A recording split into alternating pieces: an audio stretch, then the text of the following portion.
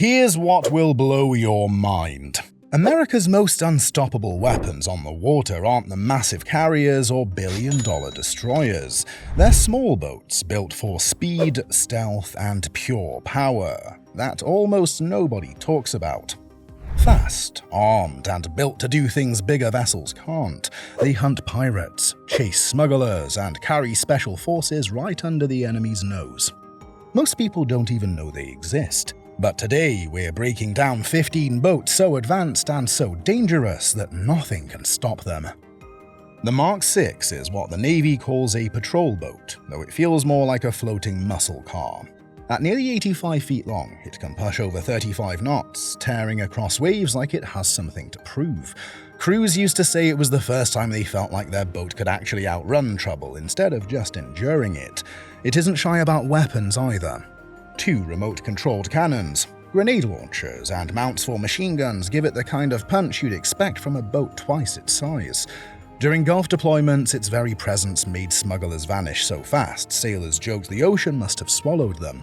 The intimidation factor alone earned the Mark VI respect. For all its brilliance, the Navy cut most of them loose early. Maintenance costs and niche missions doomed the program.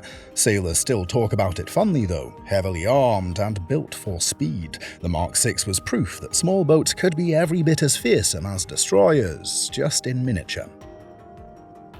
Before we move on, quick question for you. If this is how insane the Mark VI is, imagine what the rest of the list looks like. Here's the thing, some of the boats coming up aren't just fast patrol craft, they're experimental stealth machines and even drones that don't need a crew at all. Trust me, you'll want to see number 15, because it looks like it was stolen straight out of a sci-fi movie. Stick around, the best is still to come, and subscribe while you're at it. The 40PB, once called PBX, is the Navy's latest patrol craft and looks every bit the part.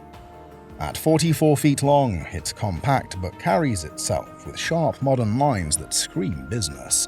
Designed by Metal Shark, it borrows lessons from the company's fast Coast Guard interceptors and makes them even deadlier. Handling is where it shines. Crews compared it to driving a Corvette across the sea. It cuts through choppy water smoothly enough that operators can chase targets in foul weather without rattling their bones. Fast, agile, and steady under pressure, it feels more like a racing boat than a patrol craft. Firepower seals the deal. Gun mounts can take everything from heavy machine guns to grenade launchers. Its role is simple but critical: keep high-value ships safe, screen ports, and chase down anyone foolish enough to test American waters. Sharp looks aside, it's all teeth when called into action. At 32 feet, the FPBM doesn't look like much. It's compact, straightforward, and most sailors would describe it as the Navy's workhorse. What it lacks in flash, it makes up for in loyalty. These boats are on duty day and night, keeping piers secure and escorting ships into and out of port. They've been called mall cops on water, a joke crews use to lighten long shifts.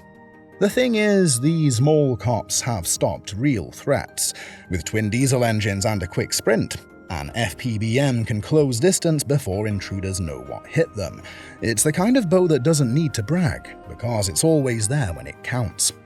There's a quiet pride in serving on one. Sailors who ran FPBMs often say it felt like driving an old reliable pickup. Maybe not glamorous, but dependable. In a Navy full of futuristic craft, the FPBM quietly proves that consistency wins more fights than flash. The HSMST isn't glamorous. At just 26 feet, it looks like a plain open-deck speedboat. But this little craft plays an odd, dangerous role. It's designed to be shot at. The Navy uses it as a remote-controlled target to test weapons and train gunners under real-world conditions. Lightweight and incredibly fast, it zips across the water like a jet ski on steroids.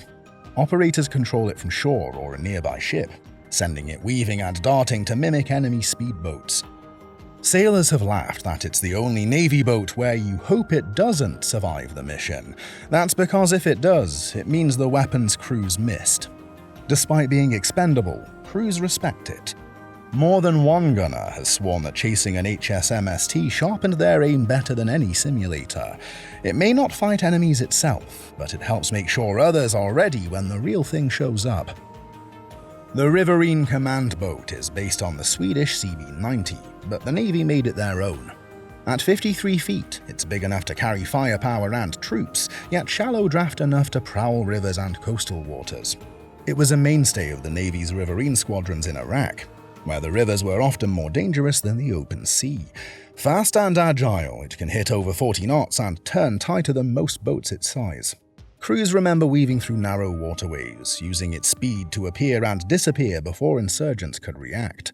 Its cabin doubles as a floating command center, giving officers a real-time view of the battlefield from the water. With multiple machine gun mounts and grenade launchers, it was intimidating up close. Locals who saw it thunder by often compared it to a tank on water. The RCB proved that controlling rivers could be just as decisive as controlling the ocean. If that blew your mind, the next boats will take it even further.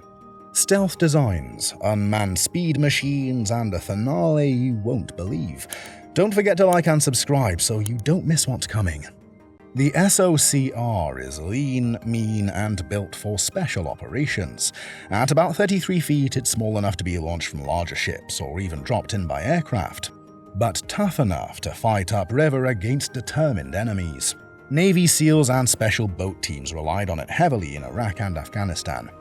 Armed to the teeth with multiple machine guns, it's been called a floating gun nest. Its shallow draft lets it sneak into tight waterways, insert special forces, and vanish before anyone can respond. One operator described it as an angry speedboat with too many guns, a description that stuck. Speed is its best friend. With twin diesel engines, it can outrun most river traffic. Crews loved the adrenaline rush of blasting through hostile territory while still providing cover fire. For covert insertions, extractions, and sheer intimidation, the SOCR remains one of the most respected small craft in America's arsenal. The combatant craft assault looks like something Batman would keep in his garage. At 41 feet long, it has sharp angular lines and a stealthy profile that makes it difficult to track on radar. Built for US Special Operations, it's all about slipping in, hitting hard, and getting out before anyone knows what happened. It's fast enough to scream across coastal waters, yet quiet enough to sneak close without raising suspicion. Operators have said the ride feels surreal, like flying low over the water rather than cutting through it. For Navy SEALs, it means they can move under the radar, literally. Weapons and gear fit neatly into its modular design. Depending on the mission, it can carry heavy guns, drones, or boarding teams. It's the kind of craft that doesn't just chase threats. It brings the fight right to an enemy's doorstep. At around 60 feet, the combatant craft medium is the CCA's bigger brother. It carries more range, more gear, and more people while still keeping a low radar signature. Built with stealth in mind, its design helps it disappear into the clutter of the sea, a nightmare for anyone trying to track it. Special operators love it because it feels like a floating Swiss Army knife. It can handle high-speed insertions, long-range patrols, and even act as a command hub during complex missions. Some crews joked it was like living in a secret camper van that just happens to bristle with weapons. Its ability to run quiet, fast, and far makes it invaluable for missions where bigger ships would be too obvious. When the Navy needs a boat that can sneak special forces across borders or into hostile harbors, the CCM is the go-to choice. The 11-meter RHIB is the boat everyone pictures when they think of Navy SEALs. At about 36 feet long, this rigid-hulled inflatable has been used for decades to board ships, chase smugglers, and insert teams. It's the definition of rugged simplicity, inflatable tubes wrapped around a fiberglass hull, built to take punishment and keep going. It's not flashy, but it's fast and reliable. With powerful outboards, it can chew through rough seas at 40 knots and still hold steady enough for SEALs to fire from the deck. Crews describe the ride as wet, loud, and unforgettable. You're not riding in comfort, but you are moving at speed. These boats have carried SEALs on some of their most famous raids. Operators trust them because they're easy to launch, easy to recover, and hard to break. If the Navy has a workhorse for special operations, the 11-meter RHIB is it. The Coast Guard's response boat, Medium, is 45 feet of pure dependability. Built to replace the older 41-footers, it's the craft that shows up in every storm, every rescue, and every chase. With self-righting capability, it can literally flip over in the water and roll itself upright. A trick that has saved crews more than once. It isn't just about durability. The RBM can hit over 40 knots, carry a full crew, and still have space for rescued passengers. Coast Guard teams have used it to chase down smugglers, pull fishermen off sinking boats, and escort high-value ships through busy channels. Ask anyone who has ridden one and they'll tell you it feels like a tank on water, solid, steady, and built for punishment. The RBM has earned its place as one of the Coast Guard's most trusted tools.